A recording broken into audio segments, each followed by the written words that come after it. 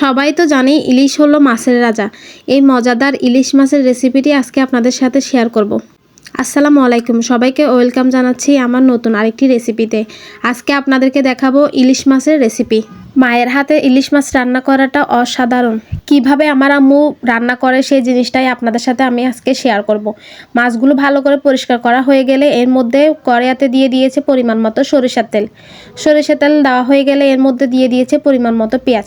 পেঁয়াজটা হালকা ভাজা হলে এর মধ্যে মরিচের গুঁড়া দিয়ে দিয়েছে। এরপরে হলুদের গুঁড়া, স্বাদ মতো লবণ দিয়ে ভালো করে একটু নেড়ে চেড়ে নিয়েছে।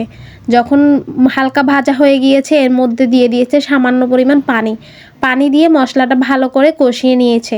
কষানো হয়ে গেলে আস্তে আস্তে মাছগুলো সব দেওয়া হয়েছে। আসলে মাদের রান্নাগুলো খুবই মজা হয়। যারা মার হাতে রান্না খেয়েছেন বা খাচ্ছেন তাদের ভাগ্য খুবই ভালো। আমরা তো মেয়ে মানুষ, আমাদের এখন বিয়ে হয়ে গিয়েছে, শ্বশুর বাড়িতে চলে গেছি। চাইলেও মার বাড়িতে গেলে বছরে 6 মাসে এরকমই যাওয়া হবে। আগের মতো রেগুলার বাহানা ধরতে পারবো না, মা এটা খাবো ওইটা খাবো। হাজারো চাহিদা চাইলে যখন মার বাড়িতে আসবো তখনই পূরণ হবে। কথা বলতে বলতে দেখেন আমার রেসিপিটি রেডি হয়ে গিয়েছে। মাশাআল্লাহ অনেক সুন্দর হয়েছে এবং খেতে খুবই মজা হয়েছে। সবাইকে অসংখ্য ধন্যবাদ।